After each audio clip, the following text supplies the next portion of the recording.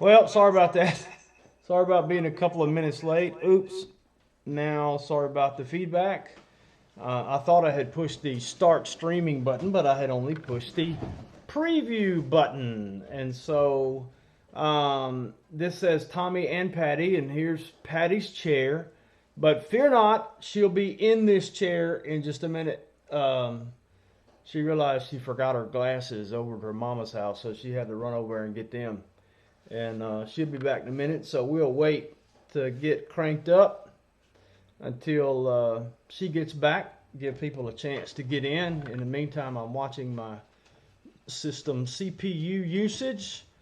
Hey, Toby. Toby hopped up in Patty's chair.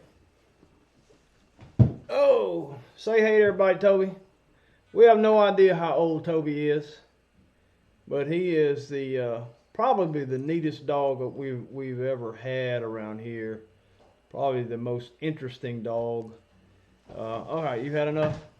All right, Toby's getting down. Several of our dogs were adopted. We found Toby coming out of church one day, and nobody claimed him. How many years ago was that, Patty? Patty's back. Oh, at least 10. At least 10 years.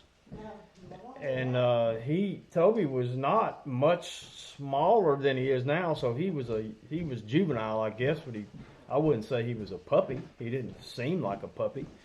And say hey, Patty.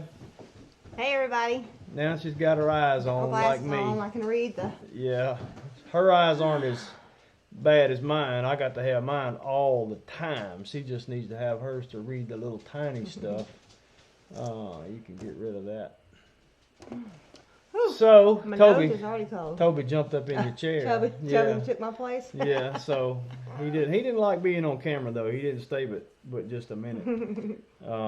Toby is a sweetheart. We could tell you he'll climb ladders. Yeah, he can climb. He can still climb a ladder. He loves to sleep in the bed. He hadn't slept in a bed in a long time. He sleeps on the couch mostly, but I've never seen a dog that, if this dog climbs up in the bed with you, first of all, he likes to sleep with his head on a pillow. Yes. Corey has had him sleeping in the bed with him before, and get up and go do something, come back, and Toby's up there covered up like a human, covered up to here with his head out and on a pillow. But the thing that's amazing about him is when Toby gets comfortable in the bed, he will sleep in that spot all night long. He don't move. And it won't move. He's a good bed partner. We caught him he'd go slip back in the back in Corey's bed. Just during the day, we'd miss him and go look for him, and he'd be back in the bed taking a nap. He's been mostly an inside dog the whole time we've had him, huh? Yeah, in and out, yeah. In and out. He likes to go out. But if we don't let him in at night, he will drive you nuts. He pulls his barking chain and will just bark incessantly. And I've always been curious to see how long he would bark if I just left him out there. But I'm afraid to try it because he would bark a long time. He'd bark the whole time and nobody could get any sleep. So, hey, sorry for the confusion about which live event to be in. We had I went ahead and created a live event for next week. Oh. Because I saw a video from Justin Brown over at Primal Video. And I recommend you go check out Primal Video and Justin Brown. I like to listen to him because he's from Australia, and that's why I wish Tams could talk in the chat and I could hear her talk because I love an Australian accent. So I like to listen to Justin Brown, and when I think of him, I can't even say the name Brown with Toby with an American accent because I think about him. But anyway, his brother and some developers came up with this system called Send Calendar, and I think you can go to sendcalendar.com, and it's like $9 a month, but it's unlimited everything, and you can set up YouTube events, Facebook Live events, whatever, create a link, and if you look at the very top of the chat box, and also in the description of this video, I'm test driving it, and people can actually subscribe to the calendar that I create, whether they're in Apple Calendar or Google Calendar, Outlook.com or regular Outlook. Pretty cool. So once they subscribe to that calendar, when I create a YouTube event, live event, their calendar, whenever the calendar updates, and you have to make sure you set it to update like every day or something instead of every week. I think that's the default, once a week. But when it updates, then our live YouTube event will show up in your calendar without you having to do anything. And you control how you get your notifications and all that. But if you tell it to get notifications, I mean, why else do you have it in your calendar if you don't want to be reminded about it? Then it'll pop up and say, hey, you know, at whatever interval you say, a day early, that day, 2 hours early, 1 hour early, whatever. So I kind of forgot why I started talking about that. Oh, that's why I created. Yeah. So I created an event for next week because I subscribed to my own calendar in Apple Calendar, and I wanted to see how quickly. And boy, as soon as I hit, you can also, I guess you can do it. I'm sure you can do it on a PC too. On a Mac, once you're in Calendar, you hit Command R, and it'll refresh all the calendars. And as soon as I created the event for next week, boom, it showed up on the 15th. On my calendar. So that's amazing. And you know, I don't know about the rest of you guys, but we get notices all the time. Man, we forgot, you know, about your show or whatever. And so that's I had some people over in the other room, so I went back and put a message in the other chat room that said, hey, this is Tommy from the future. You know, I'm coming back to tell you, you're in the wrong room. I'm sorry about that. Come over and join us in the past, you know, which is the present. The present, yeah. Yeah. Yeah. So, anyway, I sure have talked a lot. Yeah, well, we've had a lot of hellos, and hello everybody. We can't say hey back to everybody. I saw Cheryl Dugas is in here. And hey, Cheryl. Cheryl sent me. I forgot. J&J. Cheryl sent us a little clip of the pigs. Oh, good. Yeah, and they look great. Jared's here. Hey, Jared. Yep, I see him. I see the hat. Yep, thanks. We hit 11,000 subscribers. Everybody knows about all the little funny business going on with YouTube subscriptions. So we were close and then not close and then close and then not close. And I think we're kind of safe for now. Yeah. I think we're at 11,020 something. Yeah, she said 11,020. Yeah, we've actually dropped a couple then because it was a little bit higher. It was in the 20s. But anyway, yeah, Teresa, I got mad because you sent all that cold weather. Well, if it's your fault, I got a bone to pick. It's been so cold, golly. It's been so cold. I guess, you know, since we transitioned into that, that's what we can talk about first. But y'all, Mississippi ain't made for this. You know, we have problems when we have weather this cold down here. And you know, obviously our bodies aren't made for it because we're not acclimated to it. I suppose that if we had it all the time, we could get a little bit more acclimated to it. But and look, I love all the jokes, the funny jokes about, you know, there's a meme going around with panic in our area, and then all these people in the north sitting outside in 4 feet of snow with a barbecue pit. You know, how do you like your meat and things like that. And I get it. And there's a lot of truth to that because people do panic, and they do you know, run to the store and buy everything out at the first little sign of trouble. But it is different down here. Yeah, it is different. And we, you know, well, number one, go ahead. You want to switch off of that? Oh, I meant to. I'm sorry. I thought I did. I put it in the preview, but didn't make it live. Sorry. We're just not prepared. My uncle and aunt moved to Missouri, and I think it's more the southern part of Missouri. Yeah.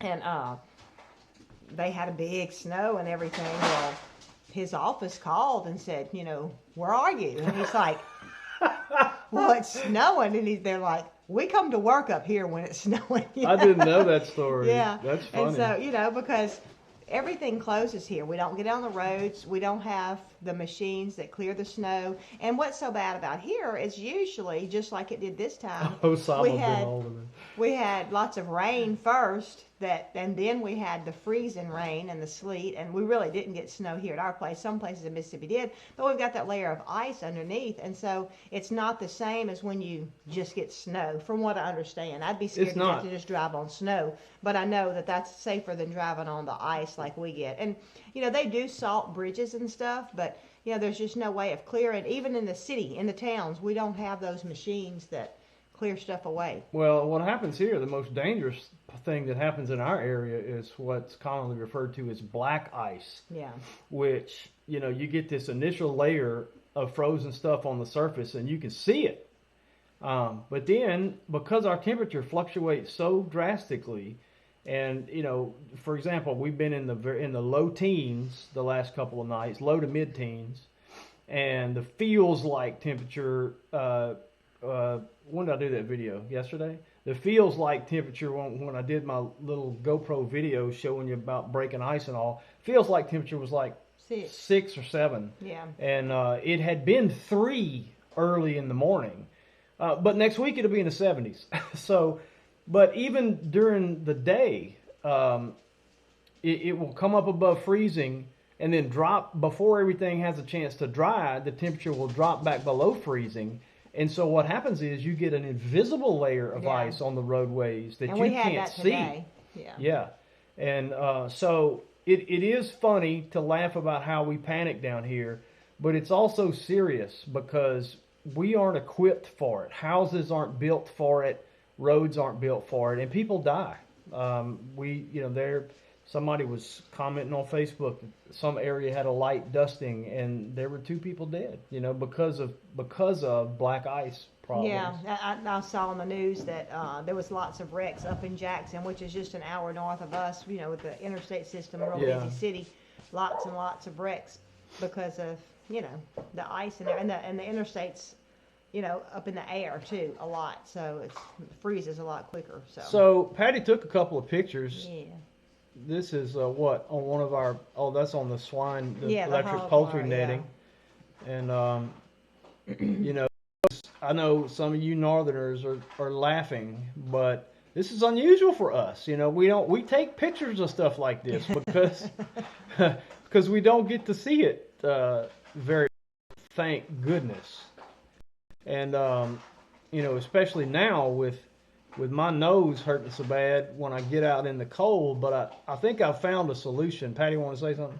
Yeah, I was just going to mention, I'm sure a lot of y'all saw it in the comments, but Hope was saying that at Hope's Homestead that black ice is scary, and John has to work tonight, and she's nervous about him having to drive. So let's all be praying for John as he travels to work tonight on that. Let's do that. I found a solution, I think, for my cold nose. Now, I know y'all are laughing. This solution works good. I showed you that a minute ago. Even though Tommy from Off Grid Nation called me Osama bin Alderman. Well, I don't know. Tell me, which one? Is this Parliament Light? I don't know. But anyway, I may have found another solution. I'm kind of liking that one. Yeah, this I like. The horns might get in the way, but I kind of like that. So I could be, Tommy the barrel-chested Viking or something. But I think that might do the trick. Now, Patty, you got to make it for me. I'm thinking that there's lots of people in our chat room that's much more talented. Well, actually, Trish, it wouldn't surprise me if Trisha up at dispatch supervisor at one of my customer sites may actually do it, because she made the mistake of letting me know she's done something similar to that already. So I'm hoping that she'll surprise me. But I promise you, if I get one, I will wear it on YouTube. Yes, I'll wear it on the air. It'll be hard not to walk around. If I'm wearing that, though, it'll be hard to get anything done, because my temptation will be to have my hands like this. Oh, good, Tommy. Stand up and show everybody the stain on your shirt. Yeah, you got a stain on your shirt. And that's not powdered. That's not from a powdered donut. I promise. I don't know what it's from, but I know it's not from a powdered donut. Unfortunately. So, what a week we've had. Yeah. You want to talk about the good part of the week first? Sure. The good part of the week. It ended good. So everything in it. We've had a good week all around. But we've had more opportunity to celebrate God's kindness this week. This too, what we're about to talk about. Yeah. But and the first reason we have to celebrate God's kindness is this right here. Yeah. We so enjoyed our visit. We went to Deep South Homestead. When? Monday. Yeah, that's right. And boy, Patty and Wanda just seemed like sisters from another mother, and yes, we got along great. Danny and I had, you know, a similar connection, I felt like, and it was the worst. Yeah, because, I mean, me and Wanda were in the other room talking and videoing, but we had to shut the door because of you and Danny. So, I mean, y'all talked as much or more than we did. Right, Wanda? We kind of got to preaching at each other, too, and that was fun. But the weather was unbelievable. It was something. I can't believe we didn't even check the radar. We didn't check the radar at all. Y'all, if we would have checked the radar, we wouldn't have gone. Because we would have felt like we need to be at home because it got so bad. Our son, that's 19, texted me and said, the weather's really bad here. Yeah, it was bad. In fact, there was tornadoes that touched down just a little bit away from here. And I think they had some deaths in other part of the state from tornadoes. And it was bad. But the AldermanFarms horseradish root delivery service was not deterred. That's right. And Wanda got her horseradish root, and we had a great visit. And the video, we got to do some videoing. I started to say outside, but it was basically inside running. You know, the only time we spent outside was running from one place to the other, and the audio was not great. And it's the first time I was really trying my GoPro camera in those kind of circumstances. But, you know, most of you people probably were familiar with Wanda and Danny before we were. And, you know, when you visit with people online and watch their videos, you form judgments about them. Mm-hmm. And you make, you know, guesses on what kind of people that they are. Yeah. And I'm telling you, from the moment we got there, it was abundantly evident that they were the exact same people. That's right. That's exactly right. That you see and have grown to love in their videos.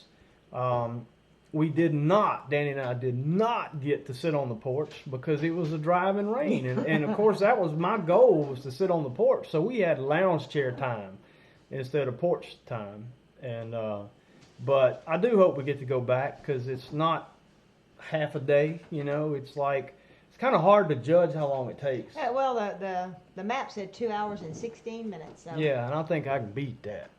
But not with me with him. I didn't beat it. I didn't. Yeah, it just, you know, I've gotten used to, even if you, well, never mind. I can beat that. Not by a whole lot, but I can beat that. But we couldn't beat it that day because. Oh, it seemed like it took us forever to get home. Yeah, because it was worse coming home. Yeah, we had some harder rain, and then there was obvious places in the road where trees had fallen on the road and people had moved them off and everything. So. Yeah, you could. And then for some reason when we left out, we turned the opposite way. The map told us to, and we were like, "Is this the way we came in?" You know, and stuff like that. So we actually went home a different route, and so, you know, we didn't. Probably wasn't the wisest choice. Yeah. And it was my fault. She told me not to do it. I tell you. But because it was curvy. It was curvy, and you know, it was the shortest route. Yeah. It was the shortest route. So I'm thinking about fuel economy. But, yeah, right. But it probably wasn't the safest route. God is good, and He got us home safely, and all that. So, but it, you know, I mean, that's been since. I mean, it's been a week ago tomorrow, and I bet we've said something to one another about that visit every day this week. Mm-hmm. I bet we've mentioned it really enjoyed at least one time every day this week, and just really felt like brothers and sisters in Christ. And you know, hey, if you've been born again, you share the same spirit anyway. So, and all of our spirits just agreed so well, and so we look forward to doing it again. Yes. And at least now we're official. Yep, that's right, we're official. Maybe they can come here next time. Maybe they can come here. I don't know. Danny don't get too far away. He's got too many ants to fight. But, yeah, if you don't know anything about, and he's talking about fire ants, but I was directed from Southern Lady 44 to go check out videos about the raspberry crazy ants. And that's not a joke. Patty thought it was. Yeah, I really did. I said, is this real or is this a joke? Well, I didn't click on the Texas Country Reporter at first. I clicked on another one. And the way that guy presented it, I mean, he was serious and all, but just the feel of his video and his channels, it almost sounded like a parody. And Patty's like, is this a joke? And I said, no, it's not. And so then we went to the Texas Country Reporter, which had an interview of Mr. Tom Raspberry, who's the guy who basically discovered these ants that apparently come from Brazil and other South American areas. But anyway, I don't want to take up too much time on that. But search that raspberry, RASP berry, BERRY, raspberry crazy ant, and they're all over Texas and places in Mississippi and Florida and Louisiana. And that guy makes some kind of terrible predictions about if they don't come up with an effective way to control those suckers. The good news is the fire ant's going to be gone. Yeah, but we'd almost rather have fire ants. We'd almost rather have fire ants than these things because they like to eat electronics. All right, we got a question. All right, what is from it? Jared. All right. He said, we made our Deep South Homestead inspired strawberry beds. What will you be making at Alderman Farms? Well, I'm going to tell you, Jared, that question makes me mad. Because I didn't even see the strawberry beds. We didn't get to see them, because it was what? A deluge. What? We have to go back again. We got to go back. Yeah, because hey, Danny Warner, we'll be there in a minute. I really don't know. I haven't really thought that far. The obvious answer is a greenhouse, but yes. So we love the greenhouse, and I loved his watering system. It's really, really cool, the watering system that he's got set up for his greenhouse. Of course. It was full. He's got a rain barrel system type setup and everything where he can water all of his plants. Brilliant. And the guy's a genius. They have tomatoes growing right now. They have bell peppers growing, other kind of peppers growing. They have carrots, which of course we can have carrots growing outside too. But you would definitely cannot have tomatoes growing right now and bell pepper and stuff like that. They're growing, huge, huge bell peppers, just gorgeous in his greenhouse. Yeah. And so, it looked like Epcot Center or something. Yeah, it really was cool, and I love the I don't know the name of that stuff, the sheeting stuff. I should have called him. Insulated sheeting. I don't know what you call it. I mean, that's what it is, but I don't know what. You talking about what he had on the ceiling? No. Well, no, the clear stuff, the variegated stuff. I don't know. I don't know. But he had insulated sheets up on the roof to keep the heat from coming in. Yeah, but that wasn't what was on the top, though. Yeah, but I saw. No, that was up over. Yeah, but the indoor kitchen. His what do you call it? His slaughter room. Oh, the butchering room. Processing the process room. Yeah. Yeah. Why'd you call that indoor kitchen? Well, because it's got sinks in it. Yeah. When we make our outdoor kitchen, it's when I go to the bathroom next time, I'm going to say, I'll be right back. I'm going to the kitchen. Because it's got a sink. It doesn't have a double sink. Oh, that's true. It doesn't have a double sink. So let that be a lesson to you. If it's got a double kitchen, it's a sink. If it's got a double kitchen, it's a sink. Yeah? Yeah, if it's got a double, that's what, you knew what I meant. Yeah. If it's got a double sink, it's a kitchen. And no, I'm not intoxicated. He's not, I promise. And he's not on pain pills anymore. Not on pain pills anymore. But anyway, I need to draw my outdoor kitchen because I would like to incorporate a lot of what Danny has in his butchering room into my outdoor kitchen because I want a place to be able to do all of that, even if I wanted to cook or whatever out there too, but also a place for the butchering that can kind of be indoors.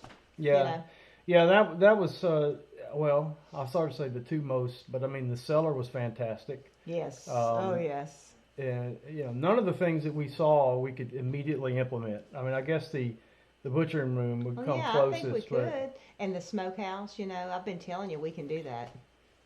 Yeah, smokehouse, Jared. That'll be the first thing. The greenhouse. We don't have a vacant south-facing wall to do that kind of thing on, but I guess we could come right out here if we wanted to, off the edge of the deck.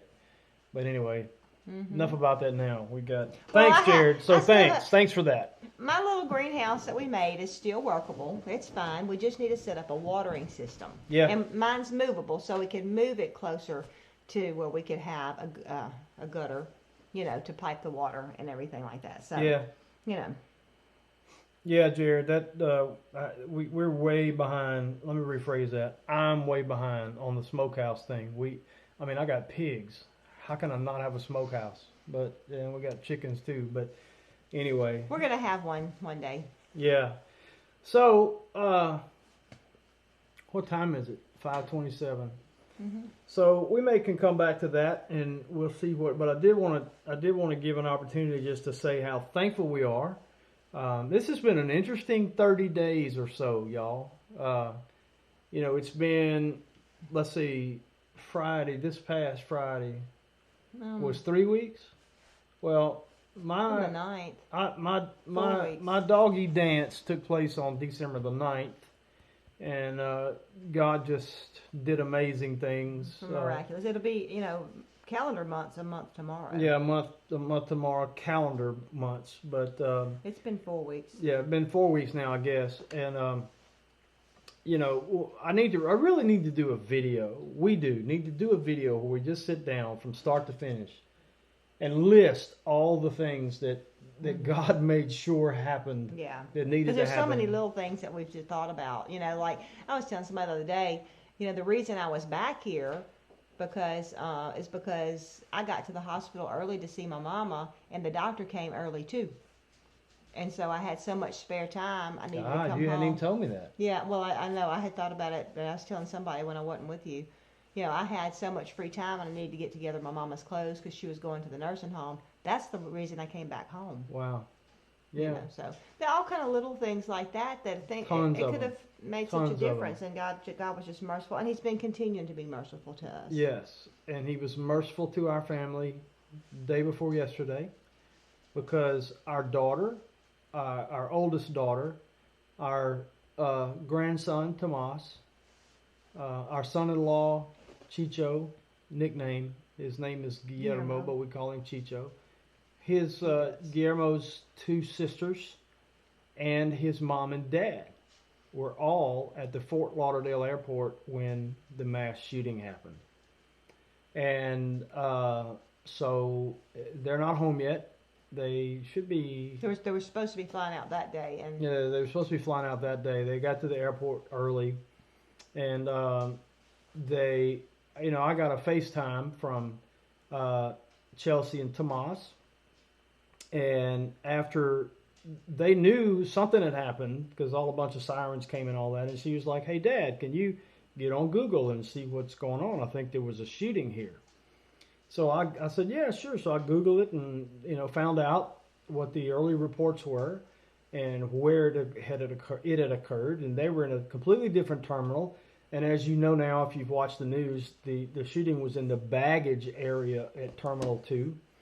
And so they weren't even on the same level, and they were in a different terminal. And so we chatted for a few minutes, and okay, that's fine. Tomas was like, "Papa, there was a bad guy here," and bless his heart, he was asking his mommy if it was the same bad guy that was in the Medieval Times show that they saw at Hollywood Studios in Disney, and so everybody's laughing, and "Hi, no, baby, that guy was just pretend. This is different, blah, blah, blah." And I said, "Okay, well, Papa's got to go make sure all the animals have water and get ready for the cold weather and everything." And so we hung up, but before I could get out of the door, she FaceTimes me again, just distraught. And I could tell by, if I remember correctly, because this happened a few times, but I think that first time I could tell she was outside. And poor little Tomas was crying his eyes out, and she was like... And Tomas is 5. I don't know if you mentioned that. Yeah, Tomas is 5. And let's see, system CPU. You may see some buffering. I don't know what's up. System is using a lot of stuff. I may try to fool with something for next week. Anyway, whether there was an announcement or somebody thought they heard an announcement, it's unclear. But people were running everywhere, and lots of mass confusion. It was treated as an active scene for quite a long time after. And as a former law enforcement guy, it makes sense to me, because until the authorities could clear the place and make sure that there weren't accomplices and all that, you can't say we got the guy, nothing else is happening, it's over. For everybody's safety, you got to make sure the scene is safe. But so, to make a long story short, there were a lot. Chicho, her husband, and one of his sisters were outside. They had gone back to get some more luggage. Yeah, and to bring the rent car back. And to bring the rent car back. Yeah. Here's one of God's little mercies, is that was the case, and also that they realized something was wrong before they had returned the rent car. Yeah. So they kept it, and just settled up later, But so they had wheels. But you can imagine his despair. At that point in time, his mom was in another area of the airport, had gone to the restroom. Dad was in yet another area nearby. So Chelsea, but not with Chelsea and them, because they were going to Columbia. His mom and dad, so they were in a different part. A different terminal. Yeah. Yeah. Chelsea, Guillermo, Tomas, and Chicho. I'm sorry, Chicho's two sisters are all coming back here, but Guillermo's mom and dad were flying back to Columbia. So those two were in a different terminal, but separated. Chelsea, Tomas, and one of Chicho's sisters was inside the airport. Chicho and his other sister were outside. So 1, 2, 3, 4. The family was in 4 different locations, and for a while, they didn't know exactly where each other was, and so. And they didn't know something else didn't happen again. Right. That's what they thought. There was something active. Well, and they heard even on the news. Once we finally got smart and decided to go to Patty's mom's house so we could see live news, there were reports of additional shots fired and all that. That's all fog of war stuff. When your brain is in panic mode and crisis mode and you hear sounds that could be gunfire, your brain tells you that it is gunfire. And I'm glad that it does, because then that overcomes your normalcy bias. If nothing had been going on and you hear something that could be a gunshot, it could be a backfire, your brain is probably going to tell you it's a backfire. Yeah. Because we're not looking. We have a bias toward normalcy. Yeah. But in the midst of a crisis, your normalcy bias is shattered, and your brain interprets everything as the worst case scenario, which is good. So there were multiple reports of other shots and things, and none of it was. It just was people's brain telling them that's what it was. But anyway, make a long story short, Chelsea and Tomas and Andrea finally made it to a rental car facility that was kind of sheltering people. Yes, Enterprise. If you have Economy. Economy. Oops, sorry. Economy. If you have to rent a car, and you can give them. And you can find a company called Economy Rental Cars or something. Rent a car. But I know it's Economy. Mm-hmm. Then give them a look, because they did a great job. Nice to a lot of people, not just our kids. Right, to a lot of people. To a lot of those people. They gave the kids all cookies. They gave them all water. Just let them hang out. Let them come inside, out of the... Yeah, they really did. They really did do a great job. But so anyway, I was pleased and thankful for technology, and that I was here and able to be sort of a coordinator on the ground.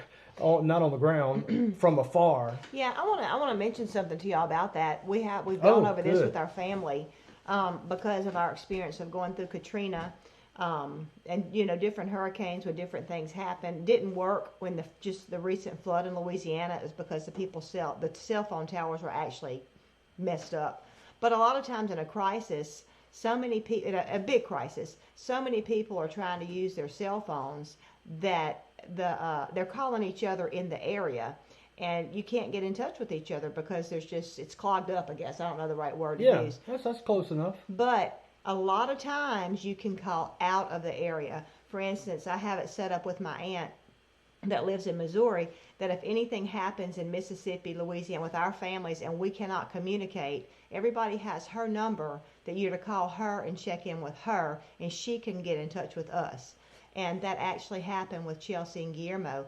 They weren't even but maybe miles apart, but they couldn't call each other because it was just so clogged up. But they could call Tommy, they could call me. And so we were being a go-between. In some cases, they were yards apart. Yeah. So, remember that. You may need to set up that kind of plan.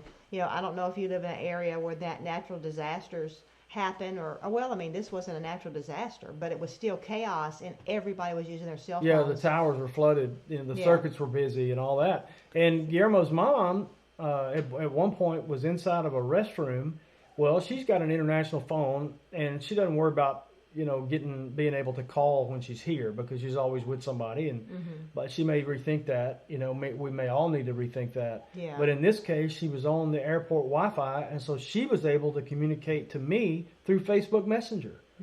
And when they were desperately trying to locate her, suddenly I got a message. She thought, and we've never told her to do that, but she thought to send me a message on Facebook Messenger. Well, you know what she told me though, Tommy?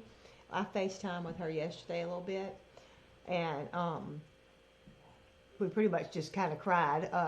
She had to speak in Spanish, and her daughter interpreted because she was, when we saw each other, we just got overcome with grief. But anyway, she said all I could think about was to get Tommy a message because I knew y'all would pray. Wow. That's what she told me. Isn't that something? Well, and of course we did, but yes. I guess what she wasn't thinking about, but God was that if she got me a message, not only could we pray, but I could relay that. And so, yes, because Chicho was worried to death. He had no idea because they didn't know where this was happening. Right. They actually was like on a bridge or something, coming back to the airport, and they saw all the people running out of the airport. And he called Tommy, and Tommy and I were actually on the phone, and he hung up too quick before Tommy could get to him, and he started ringing my phone because he couldn't call them, and he was screaming and crying and upset and everything, and I was able to say, he was wanting to get back in that airport, and at that time we're thinking another active shooter in the airport. Yeah. And I just commanded him. I just said, do not go back in that airport. Do not. Your Tommy has talked to your mama, and your mama is fine. Yeah. So, if it wasn't for her being able to send that message out to us, There ain't no telling how long it would have been before we had known her fate, Yeah. And Guillermo's dad was able to eventually communicate with him via phone. I guess he's probably got... His dad's kind of an important figure, and so he probably had... international calling or something on his phone, but he was able to communicate with Guillermo. So anyway, so it was scary. And thank you, Amber Marie. She says she prays for us daily. Well, thank you so much. That's what Teresa said, that she thinks that they were all praying, and I just appreciate that. Tommy, he sent out, calls it a cryptic message on Facebook. We were just like, we just wanted our prayer warriors to be praying because it turned out it really was nothing at that time, but we didn't know that. We didn't know that. And I'm not the kind, even though I do spend a lot of time on Facebook, I'm not the kind that just puts our business out there constantly without thinking about it. But the way that happened, though, I'm sitting there in front of my computer looking up that stuff for Chelsea from the first call. And I had gotten a Facebook message or something right before I got ready to walk out. And so my laptop happened to be right there open on Facebook when I got that second traumatic call from her. And so, bam, I just said, please pray for my family now. I can't explain. God knows. More later. Boom. Yeah. And, man, it was shared so many times and people commenting, praying. And it just was, it was really, really neat. So thank you all for praying. Yes, thank you so much. Yeah. And they all seem to be doing okay. Chelsea said that they brought her mother-in-law and father-in-law back to the airport today to fly to Colombia, and said it was a very emotional trip to the airport and at the airport. Of course, they're saying goodbye again. They thought they'd already said goodbye for them to go home and everything. Yeah. But just going back to the airport and all. And I haven't talked to them since they've gotten back. I'm sure we'll FaceTime them this evening, but once again, I was thankful for my critical incident stress training because it served me and Patty and Corey so well during our incident, and I made sure to email them some stuff to read over as far as what they can expect from their bodies and their minds in the days and weeks to come, and instructed them that as soon as everybody could I was able to get them hotel rooms pretty close by for a reasonable price. And said as soon as everybody gets settled in, kind of rest a little bit, y'all all get together and take turns talking through it, and as long as it doesn't upset Tomas too much, and they were able to do that. They were able to do it, and they said it was helpful. It's important to talk about what you've been through. Yeah, and it's also important for everybody, like in our incident, there was 3 people involved, me, Patty, and Corey. And it's important for each person to be able to tell their part of the story, because what happens is it fills in blanks for the others. Yeah. Because your brain makes assumptions. You may not know you have blanks in a story after something that happens like that, but you do because of perspective. Mm-hmm. And, when you're listening to the other person tell their part, and I can't think of examples right now, but man, Corey filled in some blanks for me. Patty filled in a ton of blanks where I had made assumptions about what I thought had happened, Well, but I still think when I look back at it and our different stories and everything, it's different perspectives saw different things. Yeah. I saw Tommy on his knees. Corey knew Tommy had a leg straight under the dog. Tommy thought he was kind of on the ground at one point. I should have changed shirts. Remind me to change shirts next time.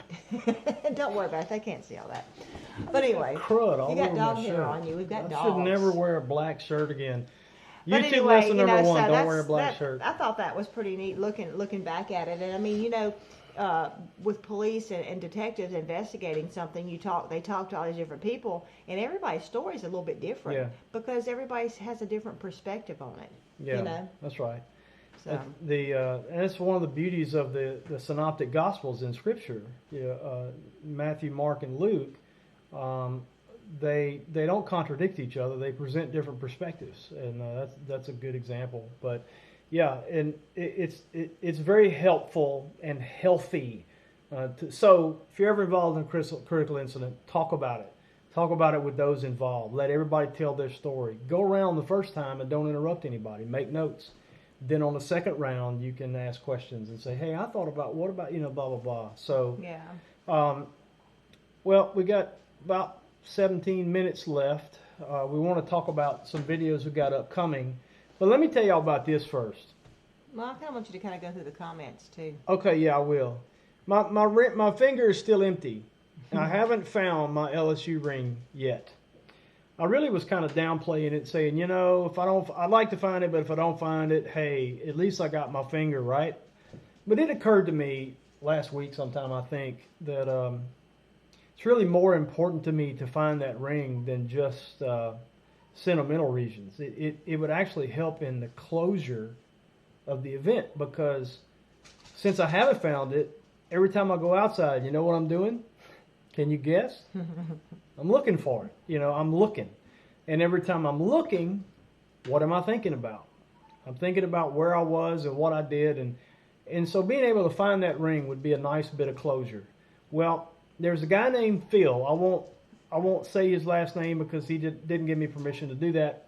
And his YouTube channel does not contain his real name, so I don't want to violate his privacy. But he commented on the original live show where we talked about the dog attack. And he made a comment on there that, hey man, I'm involved in metal detecting clubs, and he's like 800 miles away from here. But he said, you just say the word, and I bet I'm in a club. I bet I can find somebody to come. And I told him, I said, well, we've got a metal detector. And he kind of said, Mr. Alderman, he said, we got, I don't know what I paid for the one we have, $125, $150, something like that. He said, I know people who have $12,000 metal detectors, and all this kind of stuff.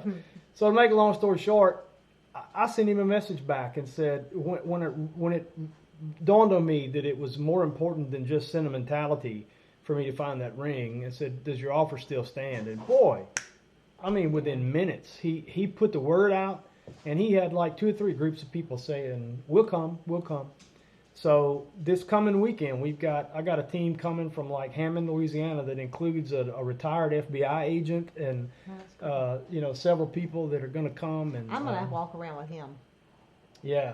Well, I'll tell you what I did. I didn't realize what I was doing when the team leader who's coming emailed me. I didn't do this purposely thinking that I was, saying the magic words.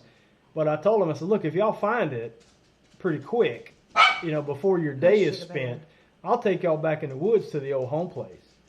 And when Phil, the guy from the internet who set it all up, when I told him that, and he said, "Man," he said, "they'll find that ring." He said, "You don't understand. You said the magic words." He said, "People like us live for the opportunity to go search those old home sites." So, B Lady Asprey asked, she said she knew what breed was the dog. Anatolian Shepherd. Anatolian Shepherd. Yeah. What was I gonna? And somebody else said something. Oh, somebody said I just went up there that it's in the car, and you know that's my gut too. It may be. That's my gut, and I have looked at least 3 times. The last time, each time I look better and better and better. No, sure. Other people have looked in my car. You know, I can't. If it's in there, I can't find it. You know, I don't know. She don't want to go out. She's hungry. Oh yeah, she wants something to eat. But you know, so I mean, it could be in there. I've looked on the little runners where the seat rolls. I've stuck my finger up in there. I can't find it if it's in my car. It's so funny. I still have people commenting on the original video. The dog swallowed it. You know, I said, no, you know, thank you, but no, I had heavy gloves on, and so. And then tell me, somebody will say, it's in your gloves. And I so can't tell you how many times I've squeezed those fingers, I put the gloves on, and now he's been wearing them. I've been wearing them, you know. So here's the chain of events is I had on these heavy gloves, and it was very cold by providence, by the hand of God. It was cold. Yeah. And more on that when we do that other video. So I had these heavy gloves on. They were on during the entire tussle. At some point, after Corey had saved my life, I took the gloves off. We are undecided. That's a blank that nobody can fill in for certain. We don't know. We don't think. I mean, we walked about 50 yards from the car to where it happened was about 50 yards. And at some point during that walk, we all seemed to think that I didn't take them off until I was right outside the car. And but then so at some point the ring fell out of the glove, unbeknownst to us. Could it have happened in the car? Yes, it is possible, and it is possible that ring is in that car. You got to understand, it's a new car. If I lost a ring in my truck, you know, I wouldn't find it till I got to heaven, because I could live in my truck probably for 6 months. Yeah. You know, you might not be able to find me in there for 6 months if I died in there. My truck's got a lot of stuff in it. And I do carry survival stuff and all when I travel, but it's also got a bunch of garbage in there. But so it's conceivable that it's in Patty's car, but at this point, unlikely. Yeah, I think it's unlikely. And I have searched with my metal detector. The thing is remember, J&J was being smart aleck and talking about something the cat did. He said a cat probably found it and sold it on eBay. Yeah. That would be like a cat. We do have a lot of dogs and cats still, and you know, they could have picked it up and played with it and moved it around. So that's my theory. That'll be nice to have the whole yard gone over and everything. And then wait, somebody else said something. I was going to say something and I forgot. We'll find it. My current theory is that I did drop it right outside the vehicle, and that Blue, the young juvenile dog that we have, may have said, "Oh, look, shiny," and picked it up and tossed it around, and who knows? And it's either in the grass somewhere or in a turd in the grass somewhere. Sorry. Anyway, Orphan Lady had said, was it on the helicopter? And somebody asked when, you know, he noticed when we met the ambulance in a vacant parking lot of a funeral home. And yes, we did laugh about it at the time. Oh, at the time I didn't laugh. I was in the back of the van like, you take him and fix him. I'm finished now. When we turned in there, I said something to the effect of, isn't this perfect? We're meeting them at a funeral home. I didn't hear nothing you said, probably, baby. I was too upset. Yeah, probably not. But anyway, that is where he actually took his jacket off, and he gave his ring, his wedding band, to the ambulance driver lady, and she gave it to me. That is when he realized the class ring was gone. Yeah, I had enough sense about me. I was taking my belt off and stuff. I didn't want to go to the hospital. Took my wedding ring off and reached for my ring and said, "Where is it?" Yeah. So we went back. I've searched that parking lot twice at the funeral home. I have left word there if someone were to find it. There wasn't a funeral there that day. when we were there, unless it was open that night. But I went back the next morning and searched the parking lot, and it wasn't there. So I feel like it's in my yard or my van. Yeah, pretty sure. You know. And too, with the gloves, he had put them on the dash twice, and with my driving, they fell off twice. And I finally picked them up and flew them in the back like that. So, you know, I mean, they could have, I don't know. Yeah. We don't know. Hey, Big Bear, how about them Braves, huh? That's an inside joke. Oh. Yeah, Amber Marie said, please mention prayers for Chrissy and why. Amber's got some dogs that she dearly loves, and Chrissy, and I've forgotten Amber how old she is, but she's no spring chicken, and I think she said she was 7. Amber will correct me if I'm wrong about that, but she's pregnant for the first time, and so Amber would like everyone to remember to pray for little Chrissy. It's important to Amber, and so it's important that her little dog don't have any complications with her pregnancy. Yes. We've only got 8 minutes left. Don't forget, after us, jump on over to Big Family Homestead, because we are a member of the Homestead Network.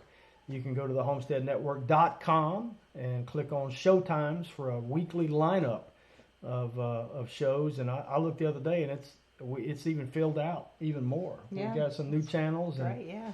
So Big Family Homestead's after us, and then over to Tommy and Off Grid Kid at Off Grid Nation, and then Jared and Jennifer over at J&J Farm, J&J Acres. Sorry, J&J Acres. And you know what? I forgot if somebody's on after them. I'm not sure. Yeah, Jared said, go ahead, Patty. Well, Norma asked similar, are you sure you didn't take it off of the bathroom before you went outside, before the incident? Well, I was 100% certain of that, because, but you know how it's funny. We've looked anyway. You begin to question yourself, and so the problem is I had to have it resized up when I was rather rotund once in my life. And then when I lost, well, more than once. But that you said it, not me. I know, but what I meant was one of the times when I was rotund, I got the ring sized up, and when I lost the weight back, it's probably why I didn't get it sized down, because I didn't have enough faith in myself that I'd stay that way. So the ring, it's comfortably loose in warm weather, but y'all know how it is when it gets cold and your fingers kind of shrink. And so sometimes when it's cold, I do take it off, but I hadn't taken it off that day. And it's not I only put it in one of about 3 places when I do take it off, and it wasn't in any of those 3 places. So, and the only reason I look, because again, you begin questioning yourself, did I have it on, you know? And I did, I had it on. So there's that. Look in the blower vent on the dash of the van. Huh. Well, that's I've looked up there. Yeah, homesteading with Dutch after J&J. Oh, okay, good. The roundness of it, I don't think it would fit through the slits in there. Because that's where I thought that must have fallen in there, and when I looked, it's very. But you need to look, because you're more familiar with your ring, to see if you think it could have gone in there. Okay, I'll look. Arnie, yes, he did, but they were misinterpreted. They only became red flags to us in light of hindsight that is informed by what happened to me, if that makes sense. And you know, if similar things were to happen now, then I would understand that they were, you know, little signs of aggression that should never have happened. And but we don't have time to go into all of that. But suffice it to say that he would show little brief signs of aggression and then apologize. Yeah. And if you've got a dog, you know what I'm talking about. You know, oh, I'm sorry. And but you know, so yeah, I made mistakes, and not beating myself up about it. So don't tell me not to beat myself up. I'm not. But folks, as a general rule, it is healthy and helpful to other people when something bad happens, and you can honestly assess your role in it. That's right. And honestly assess mistakes that you made, because you can educate them. You can therefore educate people in hopes that they won't make those mistakes. That's right. You know, That's and right. So. just being honest. Susan's asking, is it or somewhere on your 4-wheeler? She asked that a while ago, and I was like, I thought maybe you weren't talking to me. We have the Polaris. That's what you're talking about. But no, he had his gloves on. When Tommy goes out to do the chores, he keeps his gloves on the whole time. He don't take them on and off. The only reason because I got girly man hands. You said it, baby, not me. All right. Yeah. It is what it is. Well, I just told you got to be honest and admit stuff. I got girly man hands. But it was cold that day, so I had those thick gloves on. Yeah. What happened to the towel he was holding? Well, yeah. That ended up at the hospital, but yeah, it wouldn't. I just don't see. I mean, that's good thinking. Out. We have talked to the helicopter people, the ambulance people, just in case it was, in the towel. I could see that happening. In case it ended up in the ambulance, in his clothing or something like that and all. So we've talked to them and the helicopter people, And y'all, look, I know that there are stories about, medical people and so forth, swiping jewelry and all that. Look at me when I tell you this. That didn't happen here. And I'm not saying it couldn't happen here. That medical, in other words, maybe the ambulance people really did find it and did. Oh, no. These are home folks, y'all. Yeah. I mean, we're like Facebook friends, and that didn't happen here. And so it's either in the van or in the yard somewhere. And I'm 99.999% positive. You too, right? What?